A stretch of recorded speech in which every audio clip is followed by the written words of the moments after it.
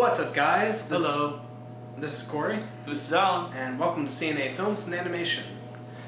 Well, today we are going to be talking about a viewer-requested movie. This one from 2011, Drive. Film starred Ryan Gosling, Bryan Cranston, Albert Brooks, and Ron Perlman. And it follows a guy whose name is unidentified. He's known as Driver.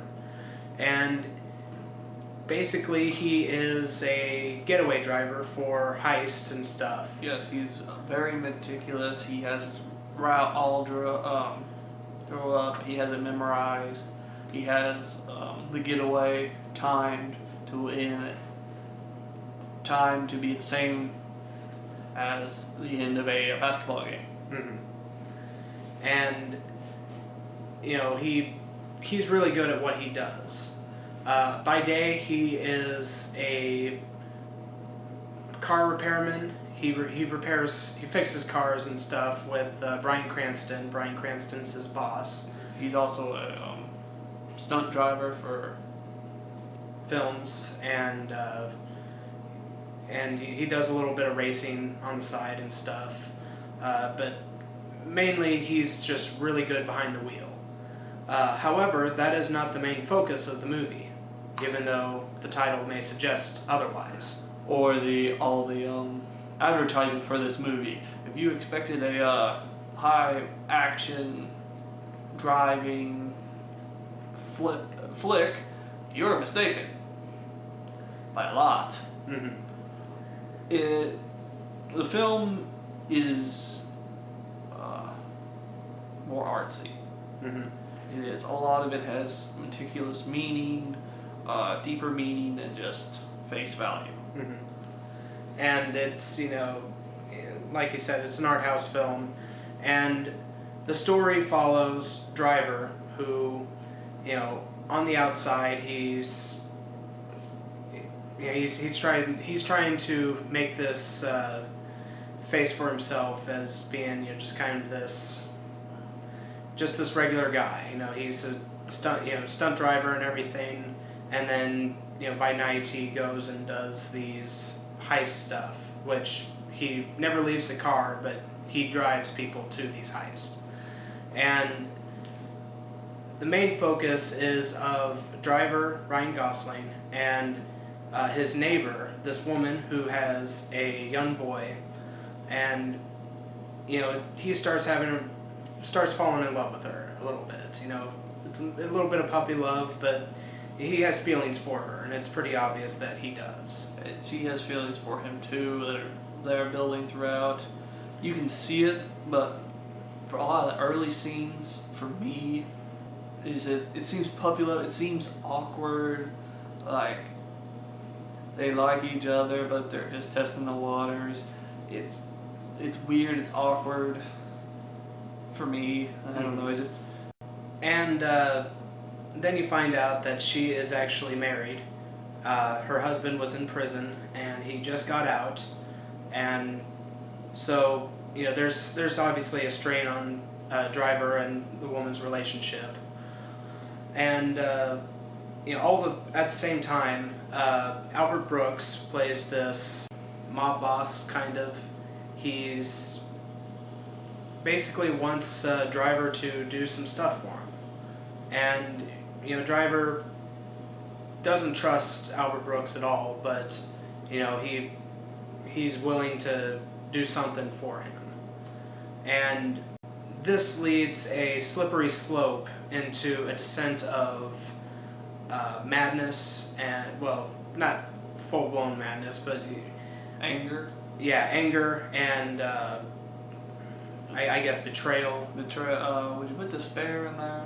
A little bit of despair. All toward, you know, Driver's feelings. I mean, things go wrong for the Driver, basically.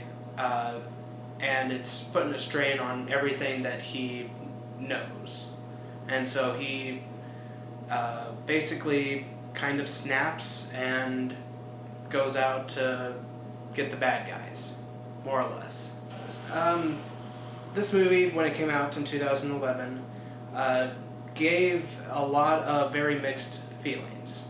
A lot of critics liked it, but a lot of fans were confused and not sure what they were trying to go for. Mm-hmm.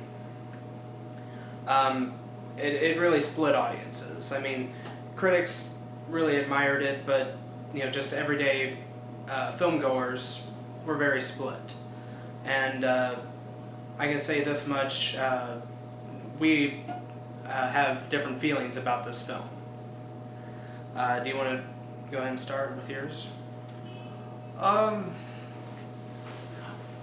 Going into when I went to see this movie, I wasn't sure what exactly. I wasn't interested. Mm-hmm. They showed it actually at our school. Mm-hmm. It was free, so we went and watched it. Entertainment. The 2 car chases that are in it are neat and well done. Mm-hmm. Some of the plot points are okay. Mm-hmm. Through most of it, the character's calm, cool. He doesn't say a heck of a lot. Mm-hmm. Yeah, that's another thing. He probably has about 17 lines, if that, in the entire film. I mean, he barely talks in this film. Yeah, and it was hard for me to get behind a character. He doesn't say anything. We're following him. Mm-hmm. Like, it started one way, and I'm like, okay, what's this? This isn't what I thought it was. All right. I wasn't meticulously going through like, oh, this means this, and oh, he meant that. I wasn't expecting an art house film. Mm-hmm. I was not. And a lot of people weren't. Let's see, the love triangle, the build up to it, and then how the whole situation, woman's reaction, his kind of throw off of it, Mm-hmm. and then the husband who comes back. I didn't care for it, but and then it starts this real violent streak Mm-hmm. for the character that it doesn't really show at the beginning. Mm-hmm. It builds up rather quickly, which with what the character's going through, I can understand. Mm-hmm. It does get rather violent rather fast. Mm-hmm. I think they went maybe a tad too far. I know they were, as I said, they're going for the opposite. It's supposed to mean something. It's supposed to mean that the character's world is collapsing and he is letting all his frustrations out. Mm-hmm. I'm talking about the scene where the elevator scene. Yeah. Where he crushes a man's skull Mm-hmm. with his stomping him in the face. Wait, I think they could have just stopped at the guy being a bloody pulp.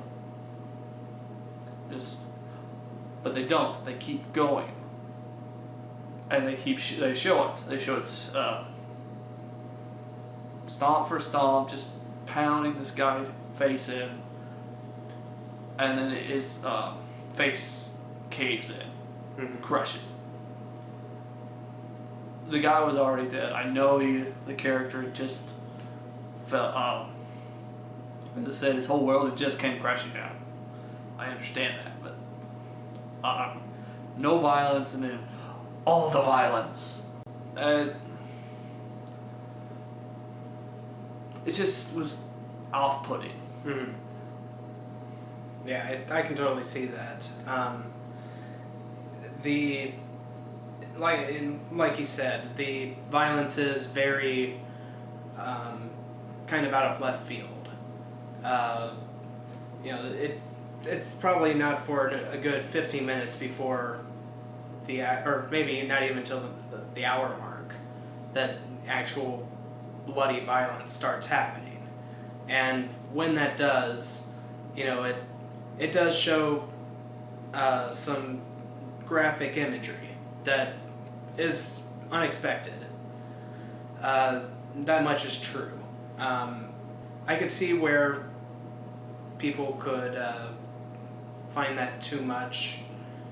Maybe for this film it was a little too much, considering it just happened. But then again, I mean, I've seen worse stuff in other things.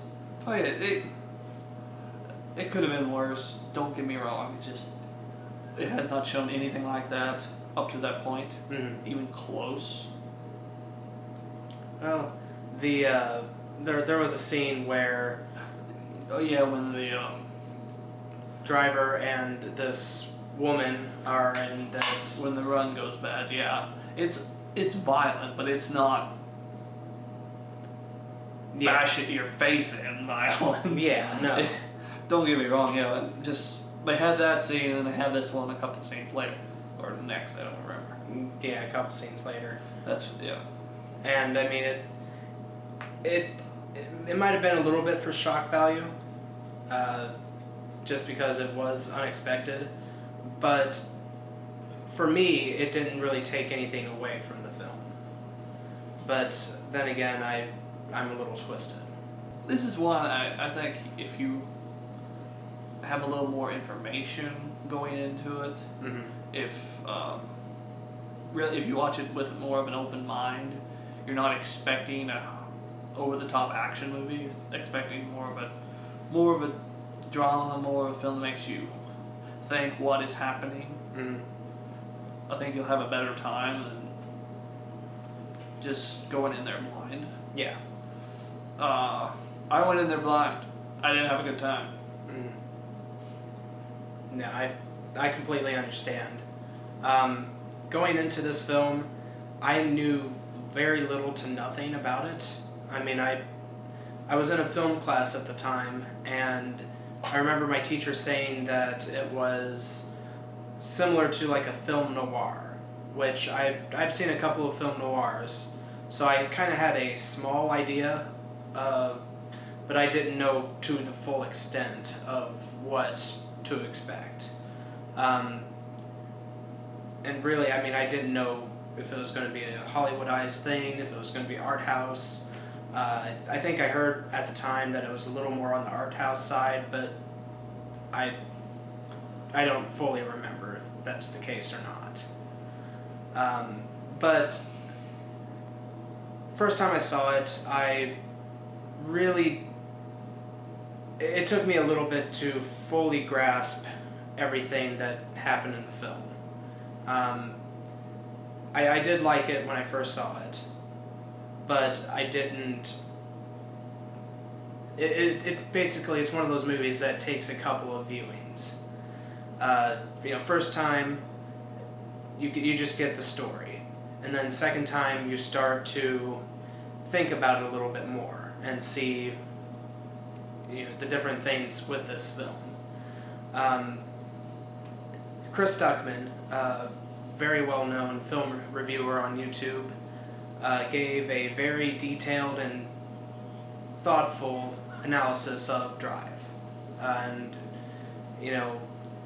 whether you agree with a lot of his statements or not, I mean, it's just all his opinion, but I think that he makes some interesting points, whether they're true or not, that's for you to interpret. But in his analysis, he makes a lot of points about how there's a lot of symbolic elements throughout the film. For example, his jacket and the scorpion on the back resembles the fable of the scorpion and the frog, which is a story that's briefly told near the end of the film. And he connects it to previous scenes in the film that depict this scorpion on his jacket. And there's stuff with music and stuff that could potentially be symbolic. There's a lot of Ryan Gosling's facial expressions and stuff, considering that he doesn't talk very much. A lot of his facial expressions do provide a lot of the acting that goes on for his character. Sometimes it's easier to interpret than others. But generally, for the most part, do like this movie. I think it's a very well executed film as far as technical stuff, with as well as just one of those films that you'll pick up new things as you see every time. But is it the greatest film ever made? No. I do think it's a very well executed film, but it's not one that I would say is in my top 10 or anything. But I mean, it's one that I do recommend. If you go into this with an open mind, knowing that it's an art house film, you might get something out of it. But if not, I mean, it's basically just up for you to interpret. So what would you give this out of 10? It's hard. I've said this so many times. I'm not quite sure what I'd give it. Probably a 6.3. Okay. Some parts are really well done. The character of the driver. Mm-hmm. I thought they could have done maybe a little bit more with him. Yes, they do. Facial expressions are supposed to define what the character is thinking. Mm-hmm. It does that very well. As you said, he only has like 17 lines in this film. Then they have the character developed through most of the beginning as one thing, and then they show all this very violent streak. Mm-hmm. Well, I think if they showed that more, maybe like he had it, but with him keeping his cool and whatnot, it's kind of like a deeper, darker version itself, going with the film noir. But I guess it wouldn't have been as drastic if they did it that way, when everything does snap, and he doesn't. So it does have some neat parts. I will give it to that. I just didn't really care for the film. And I completely understand. This film's not for everyone. Say that right off the bat. It's definitely not for everyone, and it's not what you would initially expect.